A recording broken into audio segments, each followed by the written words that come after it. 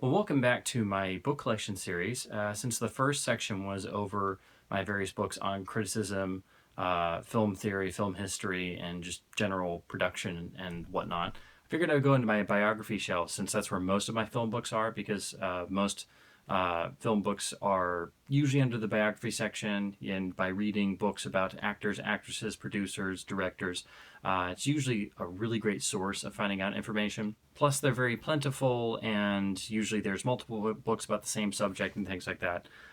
Plus, you can usually find them really cheap in thrift shops and used bookstores. So, of course, that comes with the caveat that you have to, make sure it's actually a good biography, and then do some fact checking if there's several books and different ones, or there are certain ones out there with reviews that will pretty quickly tell you that it's not very true to real events. So anyway, just going alphabetically, just moving through the shelves. Apparently, don't have a bunch of books with A names. So starting with the B's, and of course these are all just books I've picked up secondhand in primarily in used bookshops.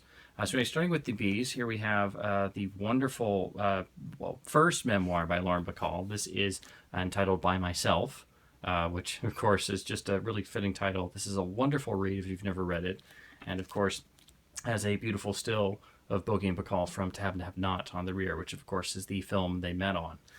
This is a really nice read, even if you're not, a giant fan of Bacall outside of the Bogey and Bacall films, but just a really nice read about her early days in Hollywood, the heyday of her career, and then going on to the 50s and into the 60s, and then of course just her life after films and stardom. So, of course, this goes hand in hand really with the second book she wrote, which is from later on. I believe this was in the 94. So this is from the 90s. So this is the second volume she wrote, which is literally just called Now. Of course, it's a lot slimmer, of course, but just her voice comes across in print very, very well. So if you have the first volume, you might as well have the second volume, and you just can't get enough of Bacall, really. So just another wonderful read. I highly recommend both of them. Of course, most fans have probably already read them by now. And then sticking along the memoir side of things, this is, of course, much more recent, but it's actually a pretty fun read, I thought, at least. So anyway, this is Alec Baldwin's memoir entitled Nevertheless. Really nice cover artwork as well. Has a sort of embossed sleeve with this really nice quality to the printing. Again, definitely a slimmer memoir style volume instead of a full-on biography, but it's a pretty nice read. He gets into some nice details, and there's nice bits of quirky humor throughout, so not a bad read. And then this one I've read part of before. I haven't got to read the whole thing. This is by Peter Biskind, who of course wrote Easy Riders and Raging Bulls, but this was his book on Warren Beatty entitled Star, or How Warren Beatty Seduced America. And of course, with a title like that, you have to check it out. This is also when they would do these sort of half covers and then put the blurbs and some photos inside a paperback like this. So it's got this strange kind of flap cover. But yeah, I really want to actually get through the rest of this, but it's a very, very lengthy book. And of course I've only read a section of it, but Biskind is, a very good writer in this field. So just finding the time to get through all of these is a bit difficult. And then, of course, if you bring up Bacall, you have to bring up Bogart somewhere. And I've read practically any book on Bogart I can get my hands on. I've probably read at some point. And then there's plenty more that I still want to read. But this one was one of the first ones I got. And I'm actually kind of glad I came at it from this angle. It's a really interesting book.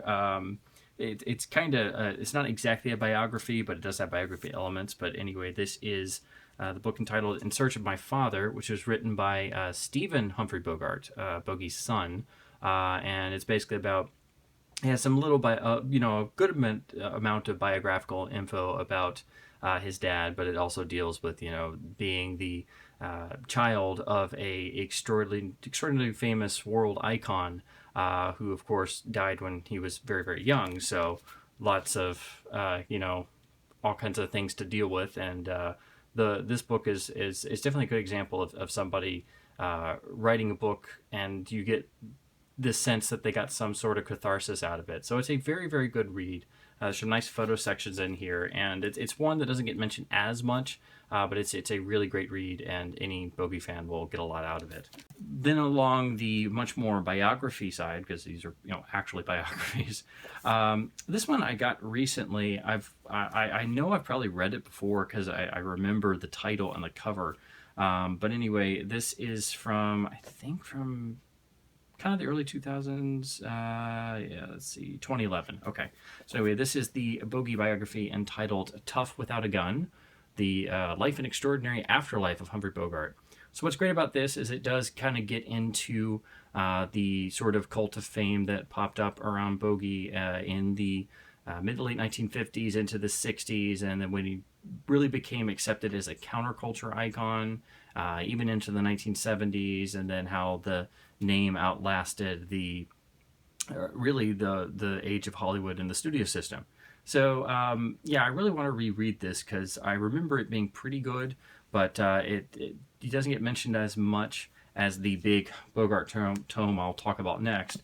But it does have the benefit of being written, several years later, much closer to our modern times. And it's a nice slim volume, and it's always helpful when they're nice paperback, so that means they're cheaper. Now, talking about Bogey, the big book you're primarily going to be dealing with is Ames Sperber and Eric Lax's gigantic tome, simply entitled Bogart. I've always loved this cover image and the simplicity of it. Really nice cover as well, very, kind of more of a matte finish on here, but it is a very weighty tome. This is really the big, serious Bogart book. If you were to just read one, you can just grab this and pretty much get to know everything you really wanted to ever know. And it is loaded with some really nice photograph sections as well, as most good biographies are.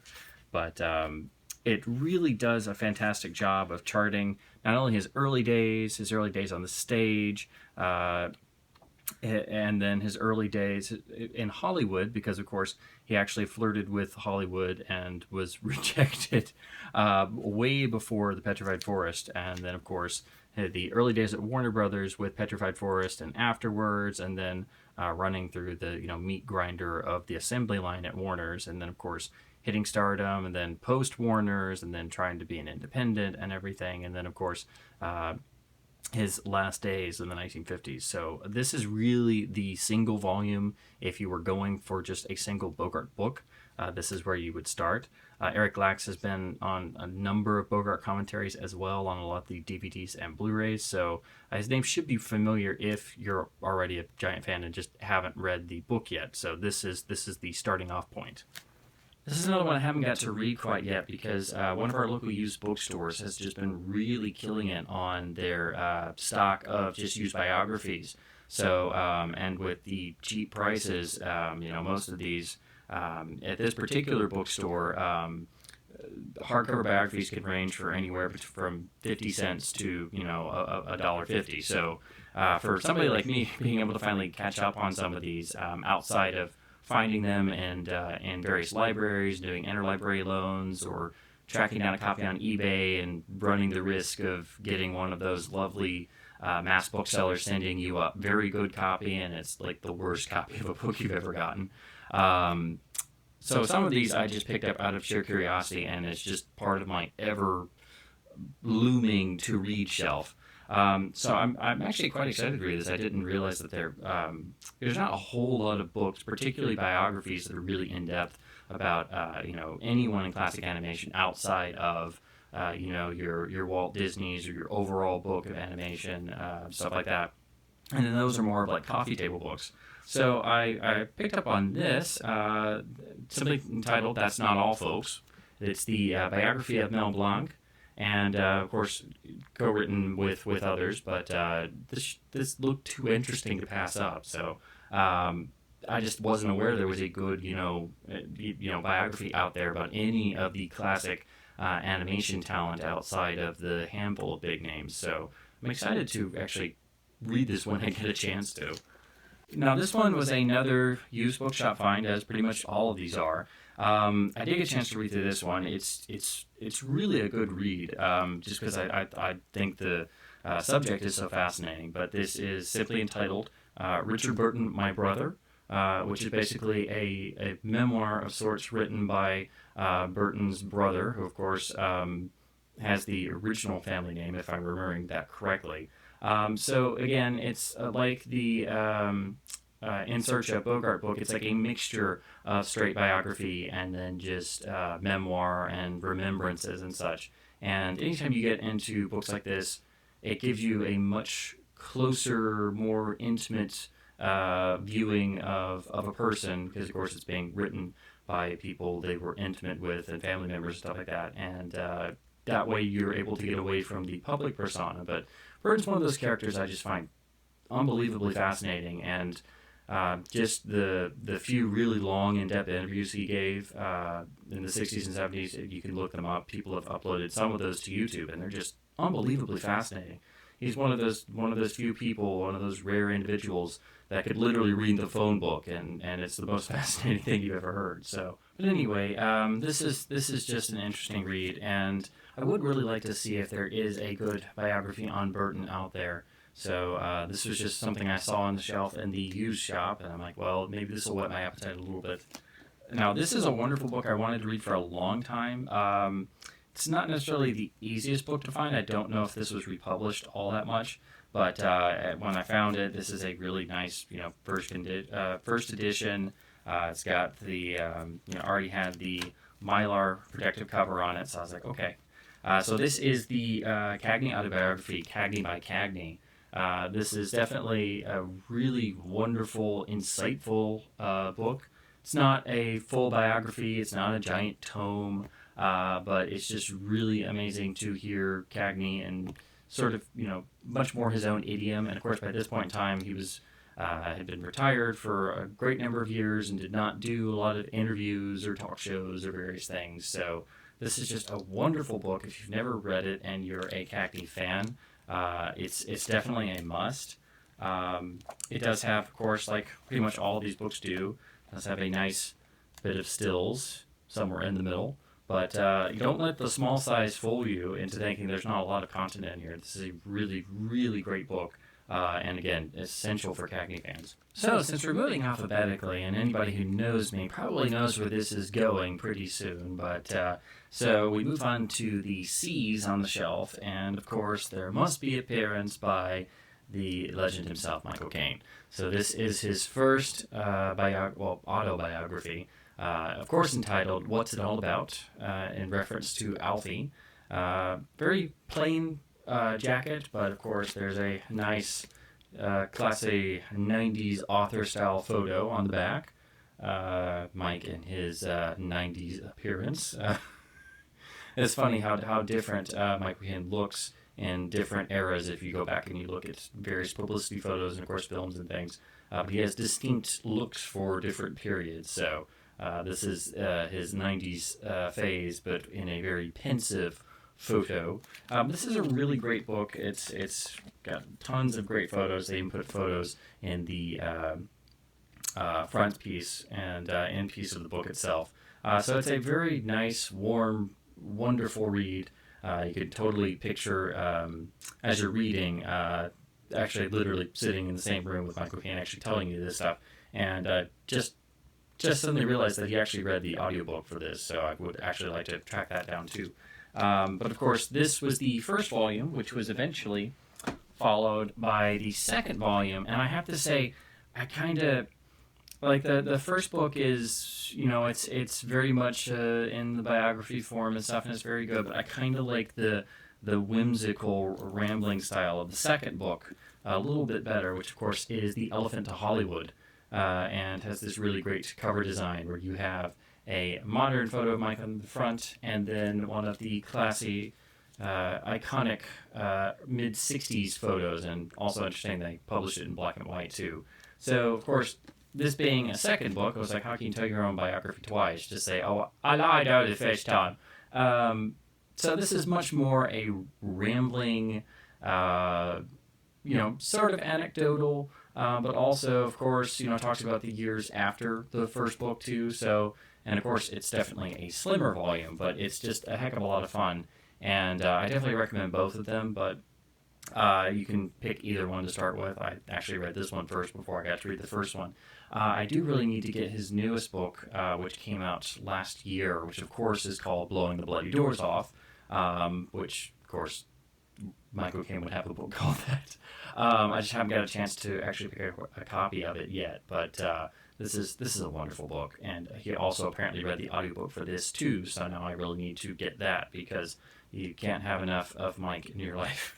Speaking of that, this was just a random book that was in one of the used bookstores, and it's actually, you know, a nice little thing to have on the shelf. It's got a lot of really great stills, and a lot of them are full page stills.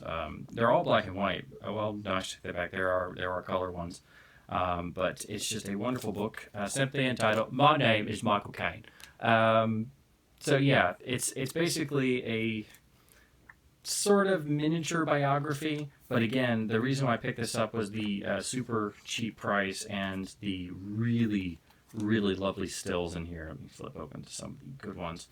But, and of course, it goes chronologically, so you have the section on Zulu, and as you can see, the full page photo reprints are the real draw of this.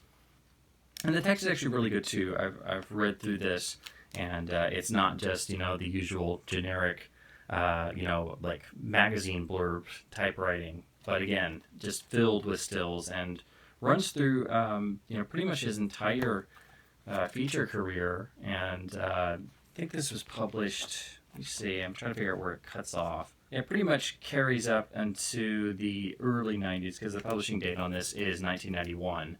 And apparently this is actually a British book because, of course, the price is given in pounds. But this is a nice little book, sort of more along the lines of being a coffee table book, but it's nice and small, and it's got some really good text, so it's basically a nice miniature biography loaded with stills. And again, if I find a book in a used shop and it's definitely under $1, it's going to come with me. And this is one of the big ones, even though, you know, when you talk about this particular person, it's now kind of commonly held among people who actually take the time to read other books and other information that, you know, this is more along the lines of a great story instead of actually telling the way things actually went.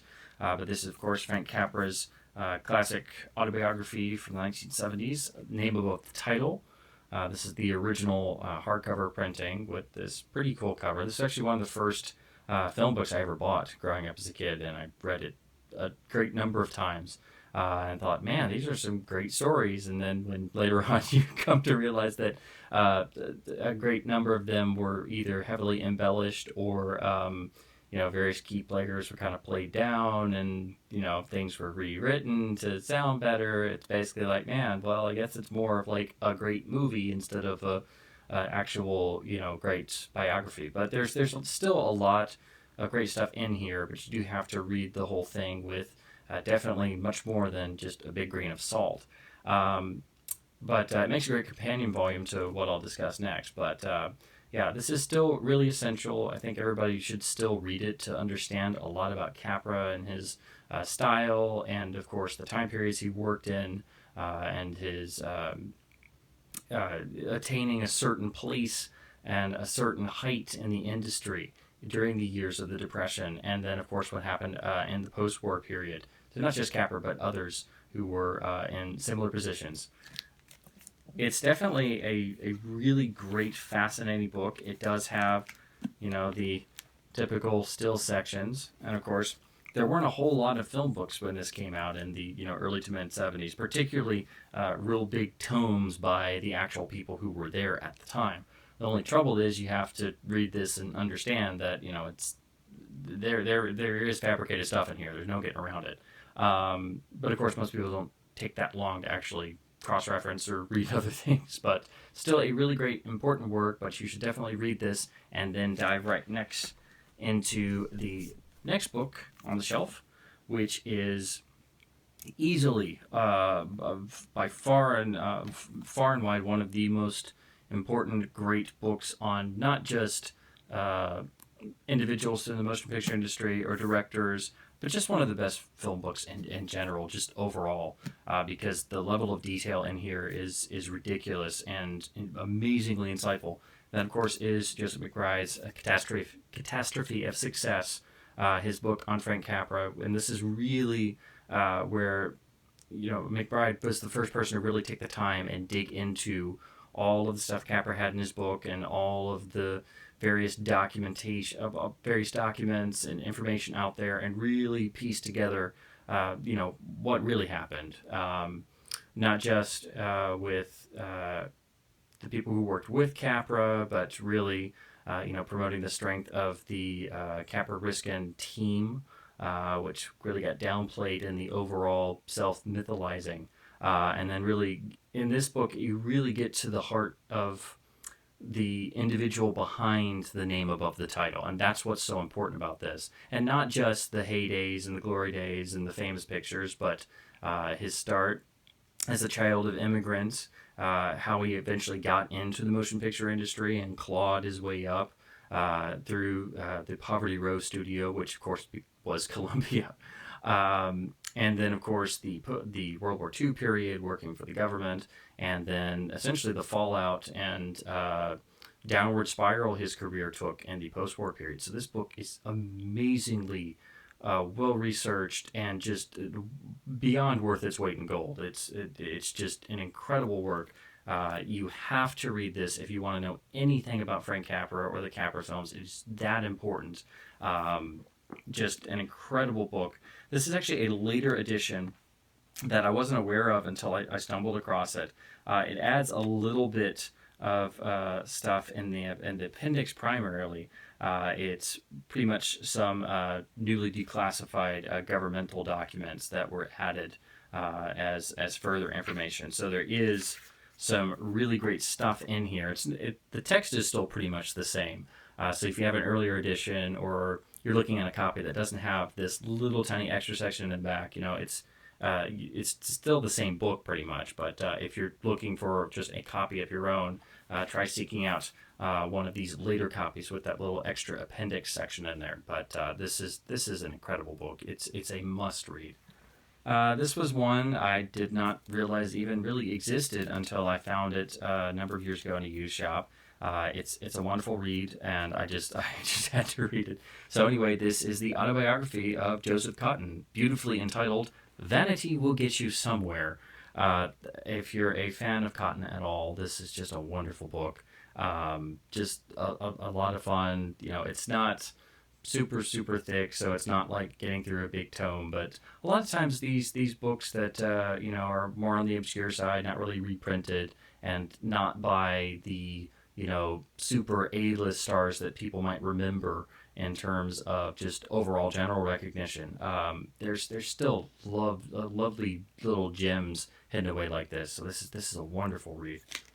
Now this one is another one I just picked up at random. I did not know he had written a full memoir, and admittedly I picked this up to dig through in my never-ending quest to learn more and more and more about Alfred Hitchcock. But I picked up the memoir of Hume Cronyn, who not only acted in several Hitchcock pictures, but wrote for Hitchcock and was actually pretty good friends with Hitchcock for a while. And, if you know about certain individuals, you see certain names pop up in other places. And again, I just find it fascinating to read people's memoirs or biographies or things, even if I know only bits about their overall careers and lives and such. And Hume Cronyn was, of course, a great name on the stage as well. So I'm just interested to read anytime I stumble across something that even has some remote connection to something I know about. But I'm interested to read through this, and of course, primarily focusing on these sections dealing with his time with Hitchcock. Well, this is actually a book I read in the library not too long ago. I actually thought it was quite good, because there's not a whole lot of books about this particular person. But then I found a copy in the used shop almost right after I finished it. So this is the book entitled Master of Elegance. It's a biography of George Cukor. It's definitely a good read. It treats Cukor very, very fairly, and there's tons of great interesting details. So it is a great book to read if you want to know about more about Q-Core. Of course, there is a really big, well-known Q-Core book, which I believe was Patrick McGilligan's book that I still need to read. But this is a great biography on one of the great underrated American film directors. If you're looking for a book on Q-Core. Next up, this is just another one I picked up because, again, this particular used bookshop has literally dirt cheap biographies. And again, this is probably, I mean, admittedly, I picked this up primarily because I'm a gigantic Bond fan, and any sort of extra bit I can get about anything Bond related, I will check out. So anyway, this is Alan Cummings' memoir, Not My Father's Son. And yeah, it's actually a lovely read. And there's, of course, a little bit of mention of Boris Grishenko, everybody's favorite hacker extraordinaire. And of course, I also read through this to get any gleam of anything extra on Eyes Wide Shut. But it's a great book. And again, anytime I can be surprised by something or actually enjoy a read and learn about someone I don't know a whole lot about outside of particular roles or projects or things, it's always can be an eye opener. So yes, admittedly, this was entirely due to the and due to the Bond connection, really. And then to close out the C's, we have the really lovely, interesting memoir by Tony Curtis entitled American Prince. I really love the cover art. It's very striking, but very, very simple. This is a really interesting book to read. Of course, Tony Curtis is one of those people that always seem to be just a really interesting interview subject to begin with, even in his later years. So the fact that he actually, sat down with somebody and put out a memoir, it's just filled with fun juiciness and all kinds of good stuff. So this is definitely a really great one if you're looking for a really good, Hollywood memoir of just various stars and famous names and just the industry at how it was at that point in time, and of course the way that it would never be again shortly thereafter. But just a wonderful, lovely read. And anytime I see Tony Curtis in anything, he's one of those people you could just stare at for ages because he's always doing something fascinating, it seems. So it's just really interesting and lovely to read a book by him. All right, so to move on to the D shelf, this is a really fun memoir. This is Felicia Day's memoir, You're Never Weird on the Internet. Almost. Very cheeky title. This is a wonderful book. I really got into, back when it was really more of a thing, the web miniseries The Guild, which is a lot of fun if you've never seen it. And so there's a lot of, early birth of the internet type stuff, and when you start having internet celebrities and webisodes and web series and things like that in here. So it's a really fun, snarky, wonderful memoir, and it's nice every once in a while to get something that's much more on the cheery side of things than the usual either downward spiral biographies I'm reading or Hollywood that no longer exists. I have a couple books, of course, on the legendary Bette Davis. This first one is entitled The Girl Who Walked Home Alone by Charlotte Chandler, who has pretty much made a career out of writing really good, solid biographies of various stars and legends. Sometimes they're exceeded by biographies that get into much more detail. But you can see from the rear photo, it helps when the author actually knew the person they are actually writing about, instead of having to just rely entirely on secondhand information and research. So this is a good volume, but I think it's probably really outdone in terms of scope and scale by this next one, which was by Ed Seekoff, entitled Dark Victory. Ed Seekoff, or Seikoff, I'm not sure exactly how you pronounce his name. He's written two other really good biographies that I really enjoyed that I unfortunately have a copy of. His book on Billy Wilder is called On Sunset Boulevard, and it's pretty much the essential Wilder tome. And then he pretty much also wrote the book on Peter Sellers, which is entitled Mr. Strangelove. So if you've read either one of those, this is very much in the same vein, extremely well put together and researched, and probably the book on Betty you want to pick up if you're just going to pick up one volume. Of course, there are many other books out there I haven't yet read, but this one is really, really good. So I was happy to find a nice copy, and I really want to get his other two books that I really enjoyed, but of course, tracking down biographies that aren't going to be full list price is kind of difficult. And then this one, actually there were a lot of these books kind of in the 70s and 80s, it seems, really. So this is a conversations book. So it's an author actually recounting conversations with Bette Davis. This was entitled "I'd Love to Kiss You." So if you've ever seen any types of books like this, you may know what I mean. It was kind of seemingly in vogue for a while, through the 80s and maybe into the 90s, where you saw books like this where they were actual, not just memoirs, but actual conversations with. Probably the most famous being the Orson Welles Conversations with Peter Bogdanovich book. This is Orson Welles. And there's also another later Orson book that we'll talk about much later in the shelves. But anyway, so it's pretty much in that format and style, and it's always fun to get much more in-depth and, off the cuff remarks from these people you normally just read about.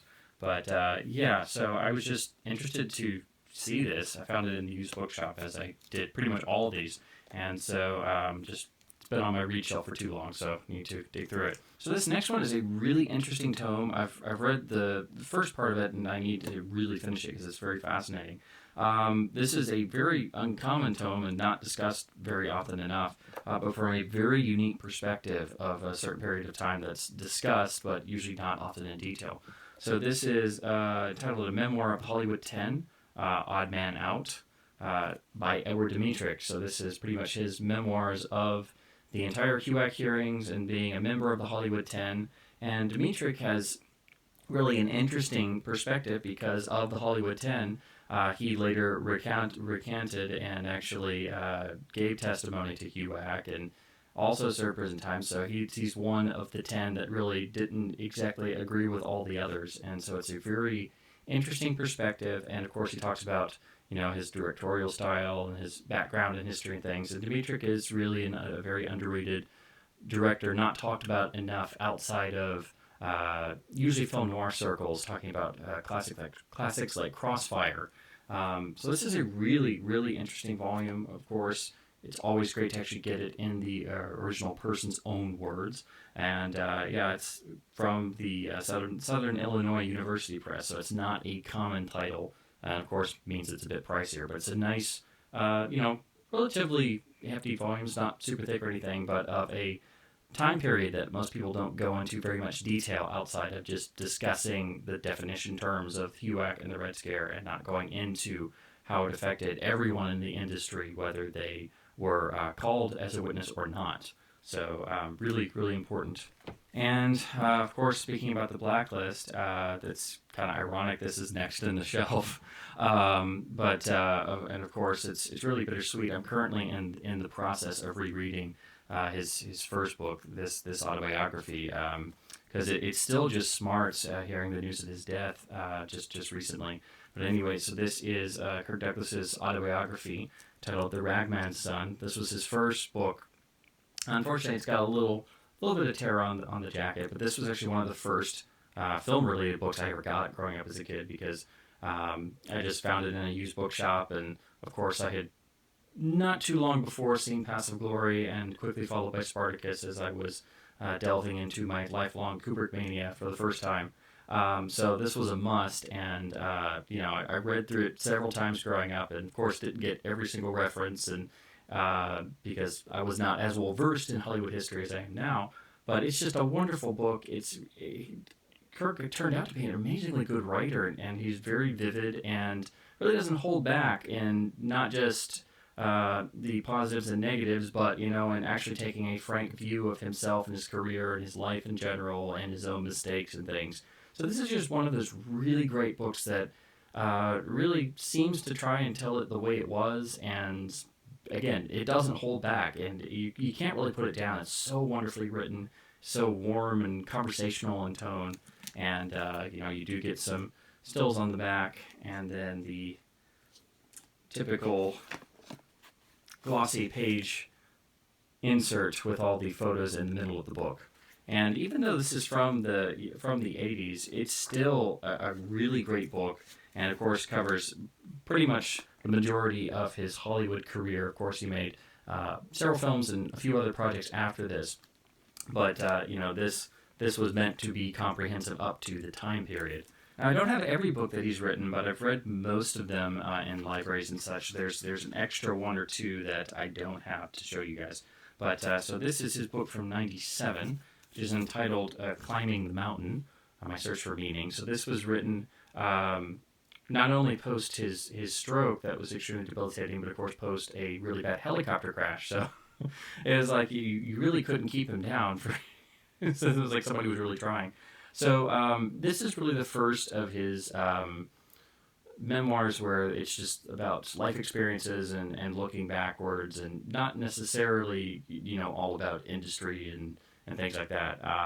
And I have to say, even if this doesn't really sound like necessarily your thing, all of his later books are extraordinarily warm and just like The Ragman Son, but, of course, not rambling career memoir.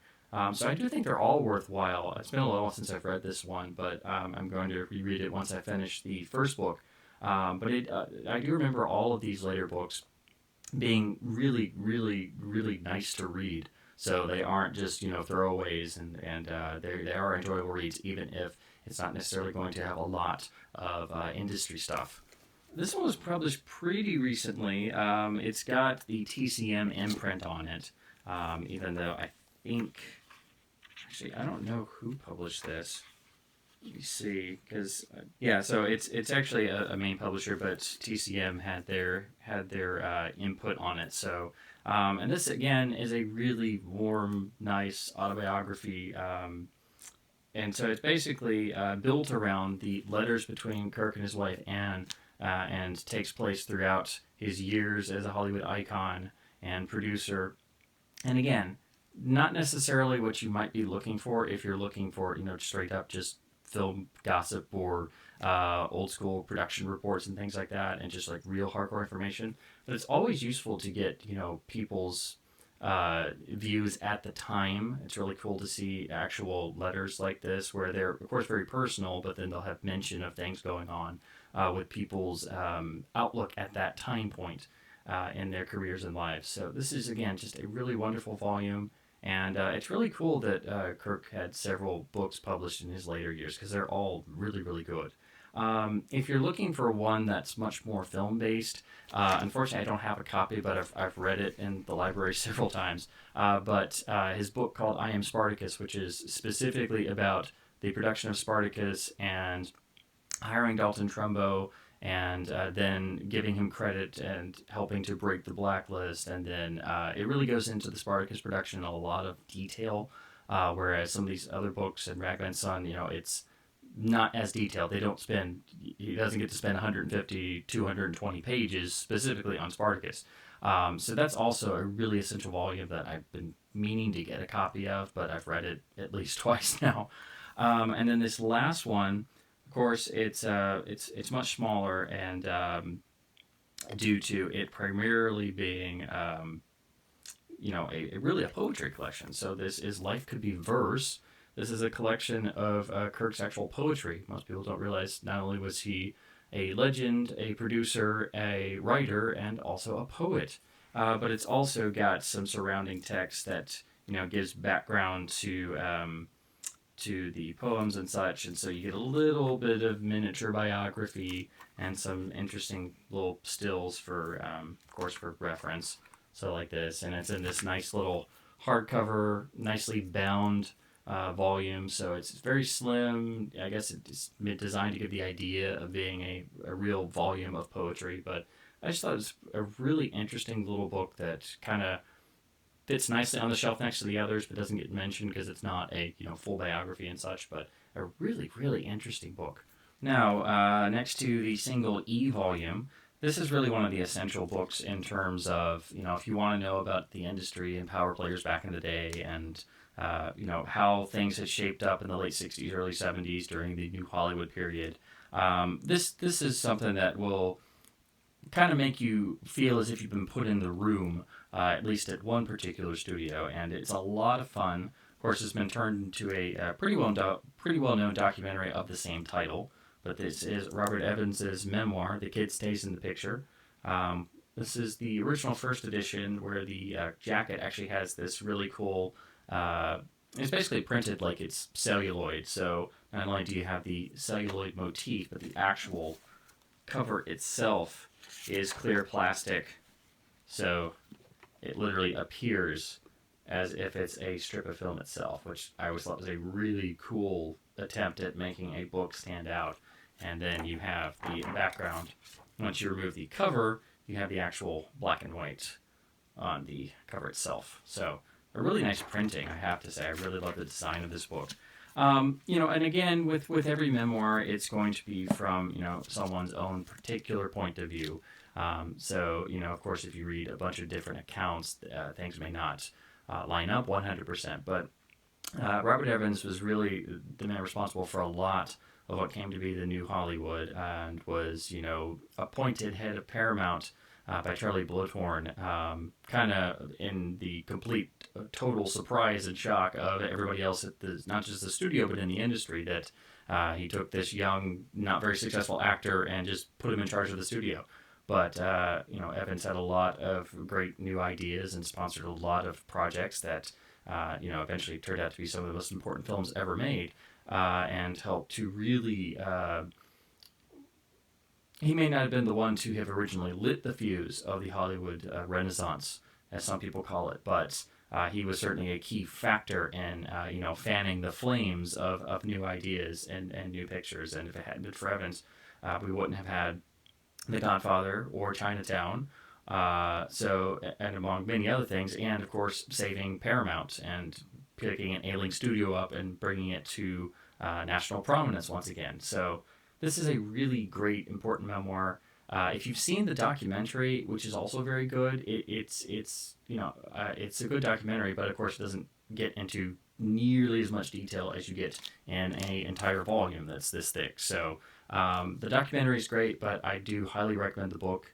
It's great if you enjoy both, but I'd say the book is more important because it has a lot more detail, and of course you're hearing it completely firsthand. And Evans has such a unique perspective from being in the industry, climbing up the ladders and then getting to the top and being ridiculously successful for a short period of a few years, and then being slowly knocked back down the ladder until he was no longer a power player in the industry that he helped to resuscitate.